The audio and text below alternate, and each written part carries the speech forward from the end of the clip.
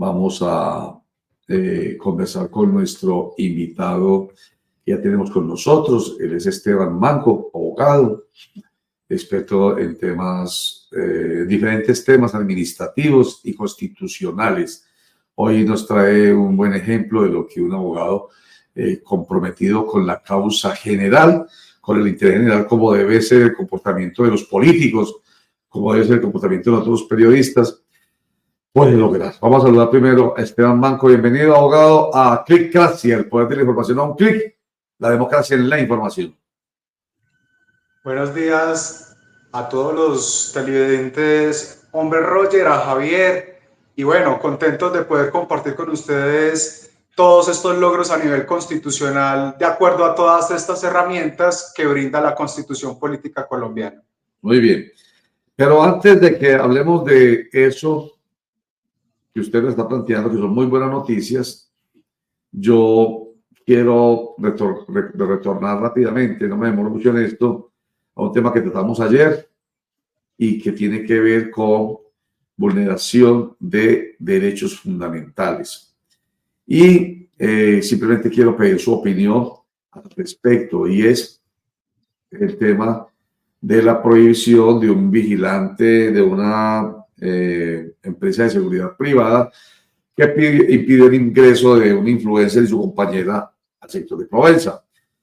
Entonces, eso pues obviamente vulneró, eso no tiene vuelta de hoja, y ayer hablamos con otro abogado, David Mendieta, y nos dijo ayer claramente, él es doctor en Derecho Constitucional y violación del derecho del artículo 13, del artículo 16 y del 88 de la Constitución Política de Colombia, el de la igualdad, el del libre desarrollo de la personalidad y el del goce, de los, que tiene, del goce del espacio público, que tiene que ver con los derechos colectivos. Bueno, entonces resulta que ya el alcalde de Medellín, Federico Gutiérrez, salió a respaldar a este influencer y a la dama que iba con él, porque dijo, en efecto, no se puede, ¿cómo así?, impedir el paso por espacios públicos a personas. Veamos rápidamente lo que dice el alcalde Federico Gutiérrez y usted me hace su comentario sobre usted, lo que usted piensa, precisamente por ser magíster en Derecho Público de la Universidad de AFIT. Ya regresamos, míralo aquí. Sí, no. Pero venga, yo digo eso, sí, no. ¿De una vez? No, mire, pues eso es ridículo. Primero es espacio público. La corporación, donde están los bares, los restaurantes, claro que pueden tener una vigilancia privada dentro, alrededor de sus establecimientos, pero no pueden dictar normas, por ejemplo, de vestimenta. Eso es espacio público. Eso yo creo que ahí se equivocaron, y por supuesto nosotros hemos mandado un mensaje claro, y es: la gente puede vestir como quiera, la gente puede estar en el espacio público desde que se esté respetando y comportando en sociedad, puede estar ahí, y no había motivo alguno para que retiraran a estas personas. Pero bueno, aquí es seguir ajustando. Esto es uno ajustando cositas por toda la ciudad. Hay otros que toman atribuciones que no les corresponden, y bueno, igual se lo he dicho a los dueños de los bares, los restaurantes, de la zona y otra zona, es: sigamos trabajando juntos, necesitamos garantizar seguridad en las zonas, pero el espacio público es de todos. El espacio público es para todos los que respeten justamente las normas y la convivencia. Bueno, ahí está.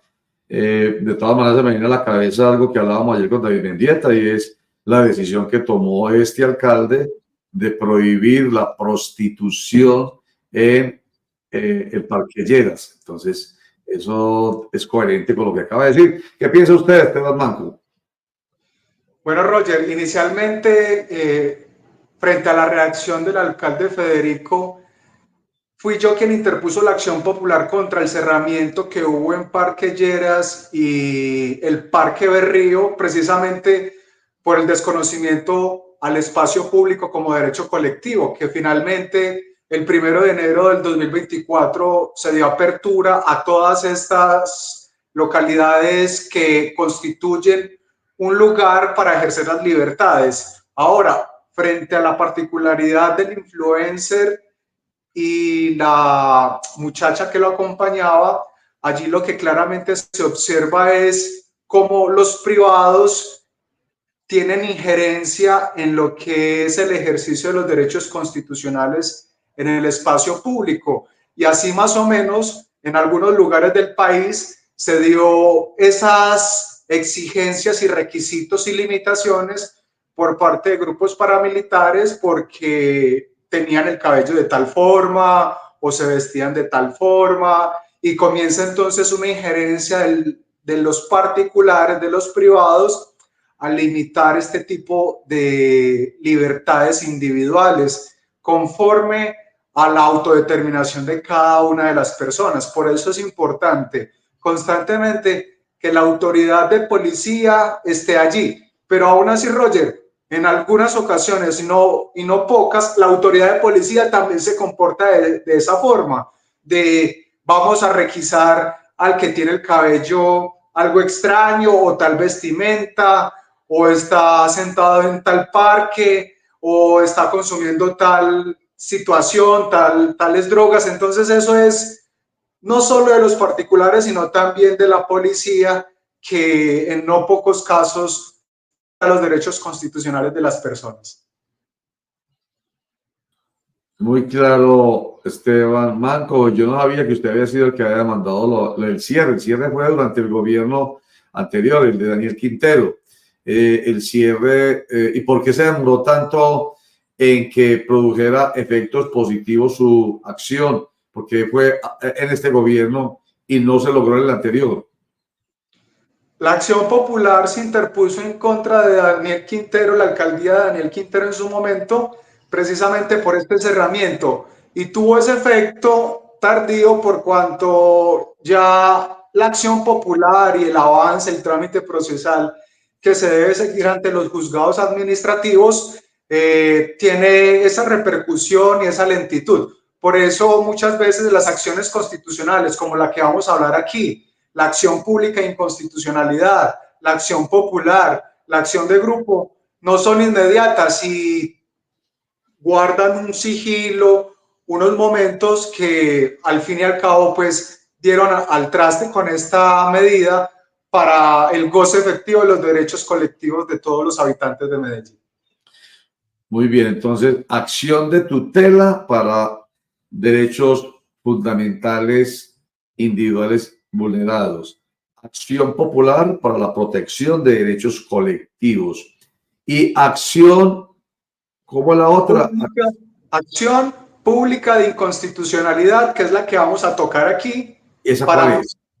Para la defensa de los derechos fundamentales, pero sin tener en cuenta un caso particular, sino a nivel abstracto, en contra de la ley, en contra de las reformas constitucionales, en contra de las leyes estatutarias y todo tipo de leyes en Colombia.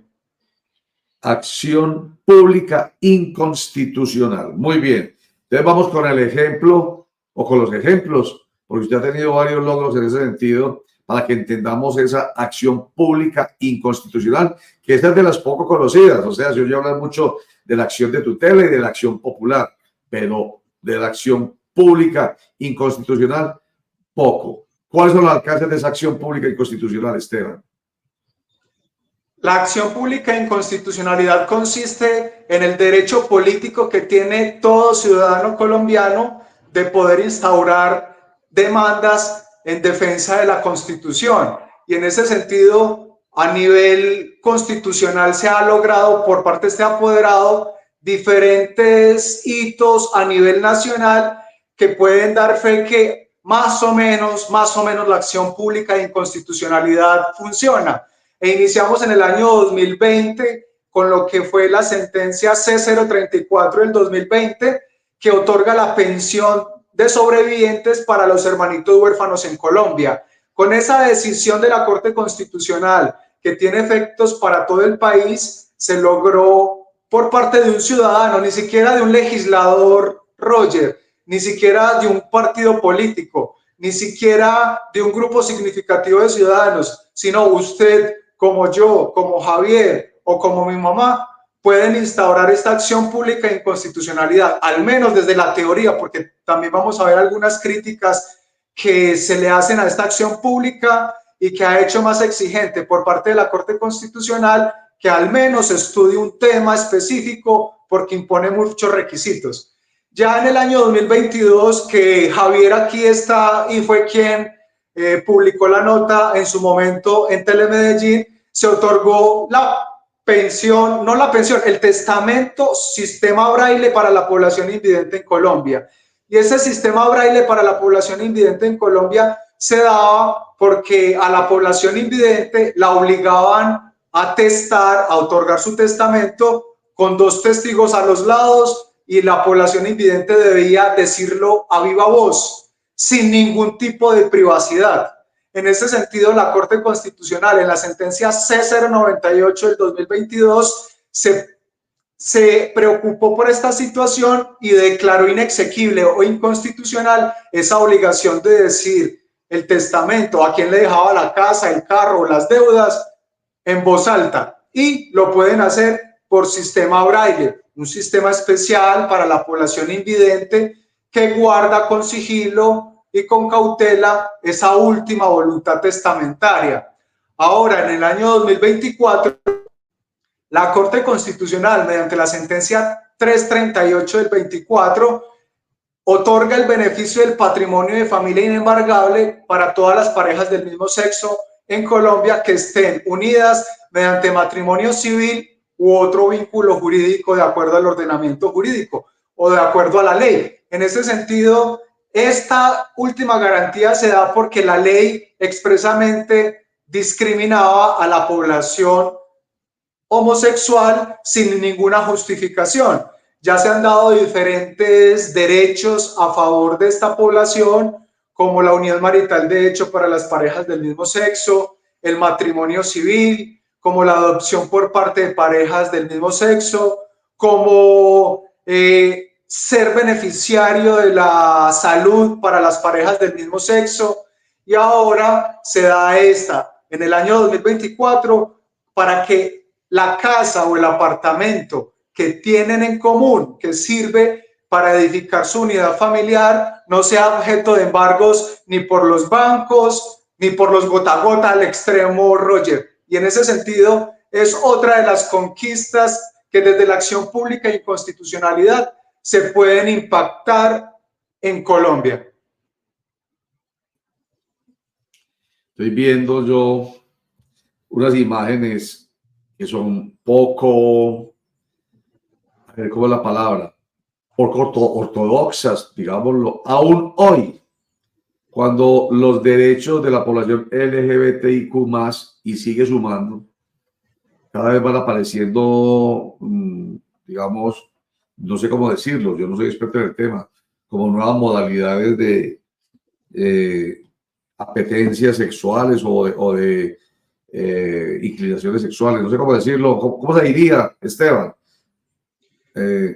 Surgen diferentes derechos de acuerdo a la tradición histórica de las parejas conformadas por hombre y mujer, y se van adquiriendo esos derechos de las parejas conformadas por hombre y mujer. Iniciamos con la pensión de sobreviviente, la unión marital de hecho, el matrimonio del 16, algo sensible en su momento captado por la opinión pública era la adopción de niños por parte de parejas homosexuales. Eso fue un boom en su momento, que también un profesor mío de Derecho Constitucional, Sergio Estrada, la impulsó ante la Corte Constitucional. Bueno, en todo caso, yo insisto en que veo estas imágenes y todavía, no obstante tener mentalidad más abierta que mucha gente en esta sociedad tan machista, suena o se ve algo extraño.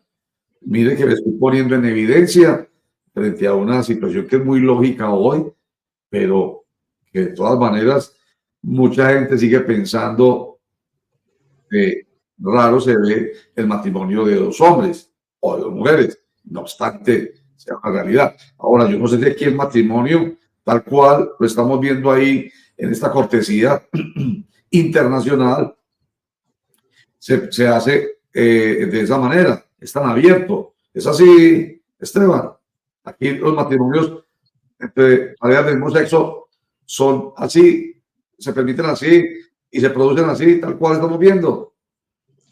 Exactamente, Roger, se producen conforme a ceremonias conformadas y organizadas por las familias y por las parejas, pero recordemos que el matrimonio solo es el civil para las parejas del mismo sexo. El matrimonio religioso, conforme a los credos católicos, cristianos, musulmanes, todavía estas organizaciones religiosas no lo han aprobado, de tal forma que podrán en una finca, podrán en el mar o en la playa, por medio de un notario o incluso un juez de la República, poder contraer estas justas nupcias, estos compromisos matrimoniales entre parejas del mismo sexo, y eso se ha visto ya en diferentes lugares del país. Así que es ya un poco más recurrido que antes, conforme el matrimonio, Roger, fue a partir de 2016. Es decir, no estamos muy lejos de esa fecha de aprobación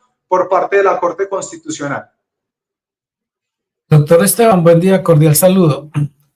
Si ya hay la aprobación de un matrimonio de personas del mismo sexo, ¿por qué tener que recurrir a una acción como la que usted recurrió para que se le garanticen los efectos civiles de ese matrimonio a unas parejas del mismo sexo, sabiendo que cuando se aprobó el matrimonio no queda por sentado que tenía los mismos efectos que el matrimonio, digamos, de parejas heterosexuales? Buenos días, Javier, con los buenos días. En este sentido, Javier, esa pregunta es pertinente porque la aprobación del matrimonio por parejas del mismo sexo no fue mediante ley de la República, sino mediante un caso concreto que llevó la Corte Constitucional y produjo la sentencia respectiva. Es decir, que los efectos que tú dices del patrimonio de familia inembargable o de otras situaciones o figuras no quedaron allí, sino que solo se resolvió el caso. Ya con esta acción pública de inconstitucionalidad que publicó la Corte Constitucional en esta sentencia hace algunos días, en el mes de septiembre, ya entonces se van escalando caso por caso todas estas situaciones particulares para que queden casi en una igualdad o en un símil frente a las parejas tradicionales y que así haya un plano de igualdad entre ambas parejas. Doctor Esteban, en ese caso, pues ya me queda muy claro que se trató de una sentencia de la Corte. ¿Por qué el legislador no ha legislado en esta materia?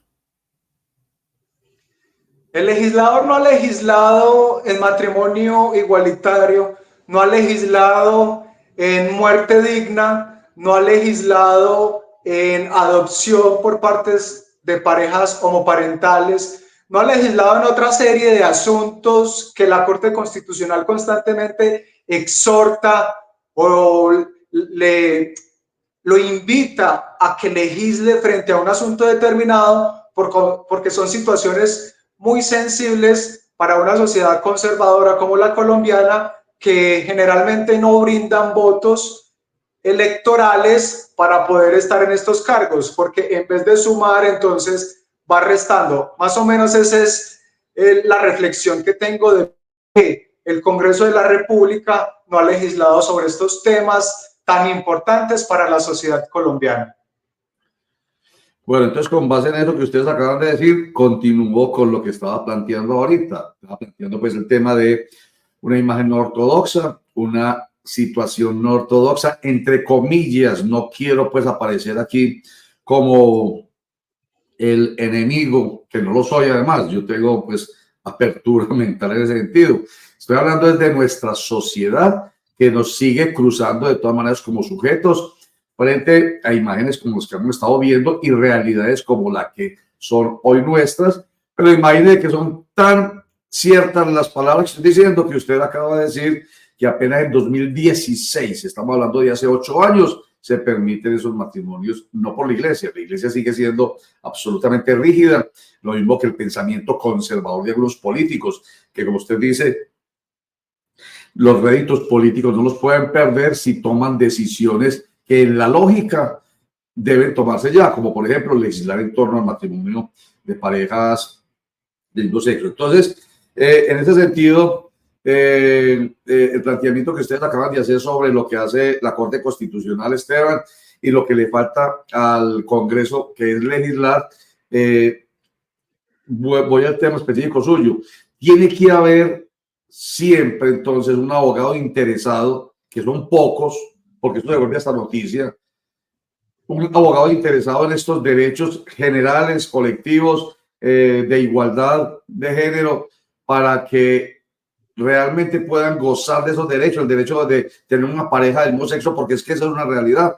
Lamentablemente no existe el ordenamiento jurídico que lo permita ampliamente, abiertamente. Tiene que haber entonces específicamente casos como este que usted está protagonizando, Esteban. Muy buena pregunta, Roger. Dentro de las acciones de tutela pública e inconstitucionalidad, popular, de grupo o acción de cumplimiento, de todas ellas, el único que necesita abogado o la que se necesita abogado es la acción de grupo, que la debe impulsar un abogado con al menos 20 personas que tengan un daño común. La acción pública e inconstitucionalidad no se requiere abogado, se necesita un ciudadano para que interponga la acción pública en contra de la ley, en contra de la reforma constitucional o en contra de los decretos que se pueden emitir por allí. Ahora, está pensada para el ciudadano. Desde el acto legislativo 03 de 1910. Sin embargo, un ciudadano en estos momentos no puede, desde sus propias características de formación, interponer una acción pública porque la Corte Constitucional se la inadmite y se la rechaza, porque ha exigido tanta precisión, tanta claridad, tanta formalidad, que ni nosotros los abogados alcanzamos en muchas ocasiones a superar el test de admisibilidad o la etapa primera, que se admita la acción pública para que la Procuraduría intervenga, para que la ciudadanía intervenga, porque la Corte Constitucional, y hay que decirlo, ha tenido un giro conservador, ha tenido un giro formalista frente a esta acción pública de inconstitucionalidad, que la señora de la esquina no puede interponer porque no cumple los requisitos de claridad, de suficiencia, de pertinencia, cuando la ley misma no exige esos requisitos. Y es aquí, Roger, donde más o menos es un poco la crítica a la Corte Constitucional actual, conforme también a esos nuevos magistrados que son en muchos de su ala conservadora y que incluso Rodrigo Primi, que es un gran constitucionalista a nivel de Colombia, profesor de la Universidad Nacional, ha insinuado por allí que estamos ante una Corte Constitucional pro ricos, teniendo en cuenta el debate del impuesto a los ricos que en estos momentos se está debatiendo ante la Corte Constitucional y que las tiene empatadas. Tiene 4 a favor de eliminar el impuesto para los ricos y hay otros 4 que dicen que no. En ese sentido, Roger, es más o menos el análisis crítico frente a la situación actual, que muy pocos abogados han logrado conquistar estas demandas de inconstitucionalidad ante la Corte y que cuando se ganan efectivamente son noticia a nivel nacional. Como usted lo es entonces, porque si es tan meticulosa la manera de hacer la presentación de esa acción pública de inconstitucionalidad que puede presentarla cualquiera, que eso es pues un sofisma entonces, ¿cierto? La puede presentar cualquiera, pero cualquiera no tiene la rigurosidad, ni siquiera los abogados, dice usted. Entonces hay que felicitarlo porque usted logra, digamos, traspasar todas esas barreras que exige, en este caso, la Corte Constitucional, para admitir que también hay que entenderlo, Esteban Manco. Pues el juez, dígase la Corte Constitucional o cualquier juez que tenga a su haber una acción de ese tipo, pues tiene que respetar ciertas formalidades, ¿cierto? Por eso es que se inadmiten o se rechazan, ¿cierto? Es una expresión pública en el argot del derecho, es el juez inadmitió, pero inadmitió no quiere decir que le haya rechazado, sino es que mire, le faltan estos elementos, como usted lo plantea, estos elementos formales, vaya, vuelva y hágala. Dígale, mejor dicho, señora, de la esquina, el ejemplo suyo, vaya, dígale a Esteban Manco que le ayude un poquito y ya ahí sí me la vuelve a traer y se la admito. Y se rechaza es otra cosa. Ya, señor, ahí no hay nada que hacer porque es inconstitucional o por cualquier otro motivo. En fin, entonces a mí me alegra mucho, de verdad, Esteban, que usted haya tenido esos logros. Tres aquí rápidamente, otra vez vamos a repetirlo. El primero, el que tiene que ver con el patrimonio de familias inembargable para parejas del mismo sexo. El otro es el de los hermanitos, que me llamó mucho la atención, y es que la pensión de sobrevivientes para hermanos huérfanos se tiene que respetar. Y la otra, que aparentemente es superflua o superficial, el braille el braille testamentario, déjeme decirlo de esa manera. Y es verdad, un pobre cieguito, perdóneme la expresión, teniendo que estar haciendo público su pensamiento cuando es algo que debe ser, si el testamento es algo como eso, como muy íntimo, y no queremos que lo conozcan sino hasta el momento de la muerte. ¿Por qué hacerlo público antes? No, menos mal, aparece el braille testamentario. Así que, pues hombre, usted ha hecho cosas grandes por la patria, Esteban. Sí, Roger, desde la acción pública e inconstitucionalidad, desde un simple mortal en las aulas de clase con ansias de cambiar el mundo, de cambiar el país, de transformar el país, las realidades, se puede impactar la sociedad colombiana, pero tristemente se están imponiendo más requisitos por parte de la Corte Constitucional de los que la ley y la Constitución consagran, y es ahí donde ese sofisma del que tú hablas hace metástasis en toda la acción pública e inconstitucionalidad. ¿Realmente es para todos los ciudadanos o realmente es simplemente para un pool de abogados, una ONG, abogados constitucionalistas, expertos en la materia? Sí, señor. Pero en todo caso, existe, menos mal, el permiso, si se quiere la expresión, el permiso para que cualquiera pueda acceder a hacerlo, con sus enreditos y todo, pero menos mal existe la posibilidad. El otro problema grave es que lo venimos hablando desde ahora Javier y yo, a propósito del proyecto de ley de reforma política, que tiene una pretensión que es la de, por ejemplo, el Consejo Nacional Electoral no sea elegido por políticos, para que no se politice. Lo cierto es que la politización es evidente, absolutamente evidente.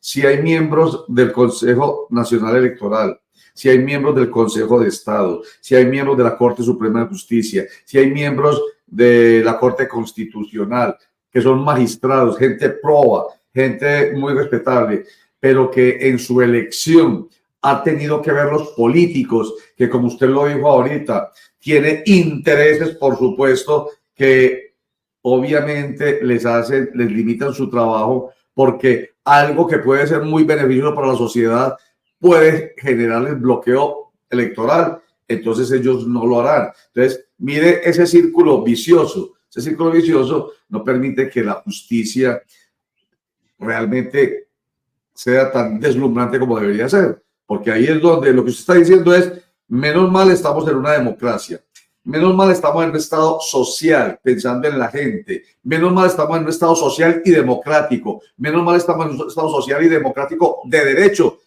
porque precisamente se permite hacer cosas como lo que usted ha hecho, pero lamentablemente la politización le pone algunos límites, pero algún día llegaremos a la perfección, ¿o no, Esteban? Ese es el anhelo, Roger, teniendo en cuenta esta forma de elección de el Consejo Nacional Electoral, que precisando, Roger, no son magistrados, no hacen parte de la rama judicial, no son jueces de la República, son personas que en sus fallos lo que emiten son actos administrativos y no sentencias judiciales, que tienen intereses políticos como el actual Consejo Nacional Electoral, que incluso fueron contradictores, batallantes en lo que es la democracia deliberativa dentro del Congreso de la República, y que hoy están investigando al presidente Gustavo Petro. Y que el presidente actual no es el único presidente que ha estado inmiscuido en estas situaciones irregulares del máximo tope de financiaciones de campaña, sino que también otros expresidentes han estado allí con Odebrecht, incluso con grupos paramilitares, incluso con otras situaciones extraordinarias y no ha pasado nada. Ahora este presidente sí lo investigan. El llamado es para que se investiguen a todos por igual, que no importa si es de izquierda, si es de derecha, si es de centro, la ley es igual para todos, es impersonal y es abstracta y se le debe aplicar a quien esté en esa situación. Y es más o menos lo que se realiza. Otra de las críticas que se hace, Roger, frente a las altas cortes es la función electoral. No es posible que la Corte Suprema haya elegido para la terna de procurador a un político, por no decir politiquero, que el Consejo de Estado también haya hecho lo mismo y que Gustavo Petro también haya hecho lo mismo y que la Procuraduría, que es la garante de los derechos constitucionales y humanos, vaya a estar en manos de politiqueros. Eso es inconcebible con tantas personas probas en Colombia, que incluso las altas cortes estén nombrando participantes y militantes de partidos políticos para la Procuraduría General de la Nación. Qué llamado de atención tan especial. Y lo mismo pasa en las personerías, ¿o no? ¿Cómo, perdón, Roger? Lo mismo pasa, por ejemplo, con las personerías. Lo mismo pasa con las personerías. Muchas personas me han dicho, Esteban, ¿por qué no te lanzas a ser personero de Medellín? Y es que cuando ya llega la entrevista, ahí ya entonces hacen la llamadita, Álvaro Uribe hace la llamadita, entonces ya no se eligió el personero Daniel Quintero, sino que se eligió otro, y así, y cambian las cosas de un momento a otro, que fue la crítica que se le realizó a la elección de personero de Medellín, cuando iba ganando Vivas o Vives, no recuerdo el nombre. William Jeffer.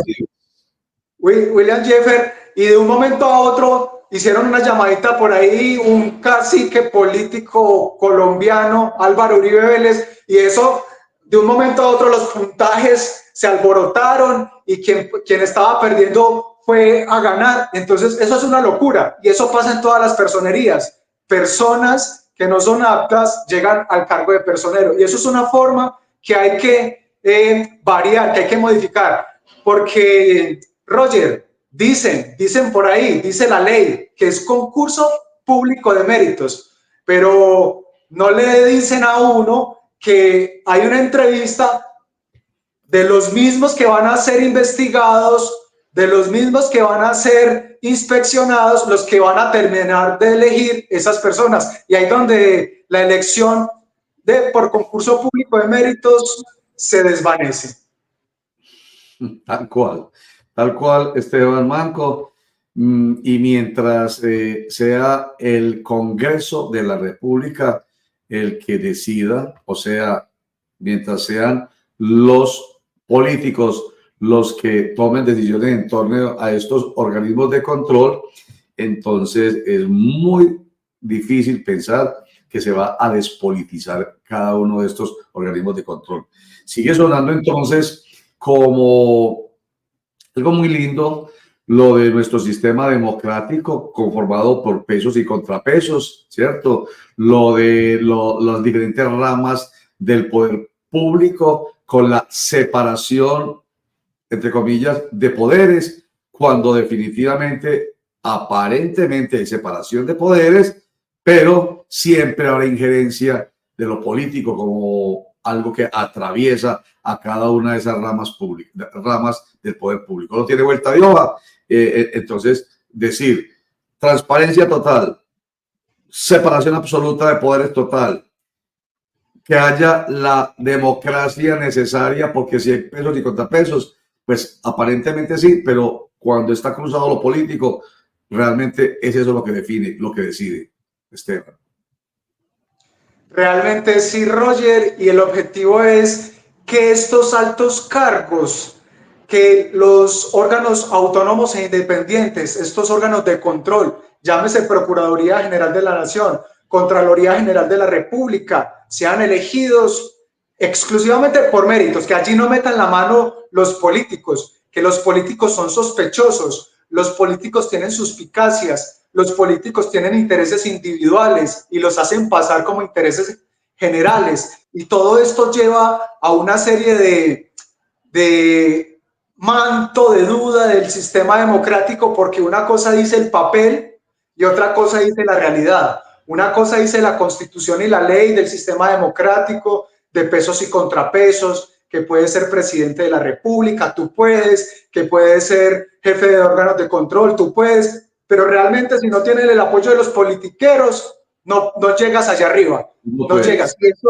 es muy complicado. También en el nivel territorial, en las ciudades, en los departamentos, en los municipios, que es un objetivo que hay que variar para esta sociedad colombiana. Sí, señor. Esteban Manco, magíster en Derecho Público de la Universidad EAFIT. Lo público tiene que ver con el derecho administrativo, tiene que ver con el derecho constitucional.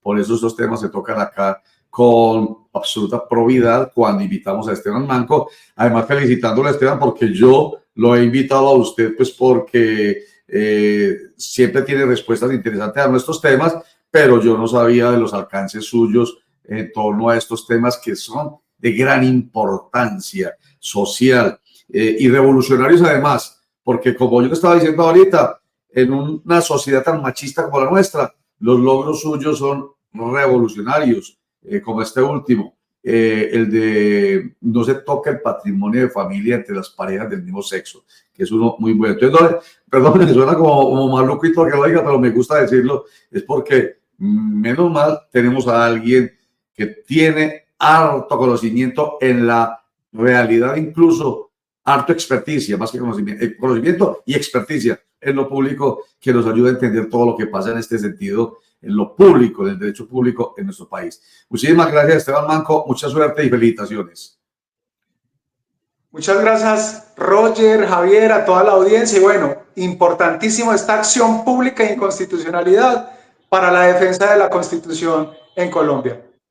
Sí, señor. Acción pública de inconstitucional, mecanismo jurídico que permite a cualquier ciudadano, como nos lo dijo Esteban Manco, impugnar ante la Corte Constitucional leyes o normas con fuerza de ley que se consideren contrarias a la Constitución política de Colombia. ¿Qué tan bueno? Ya seguiremos aquí hablando además de acción de tutela, de acción popular, de acción de grupo. Hablaremos de acción pública de inconstitucionalidad. Gracias a invitados como Esteban Manco. Que sigue ahí todavía. Pues bueno, ya me escuchó usted, menos mal hablé cosas buenas a espaldas suyas y no cosas malas, pero seguiremos, por supuesto, trabajando el tema. Claro que sí, Roger, eso sigue, hable cosas buenas porque si no lo chuzo, ¿yo? Ay, qué susto. Bueno, gracias, Esteban.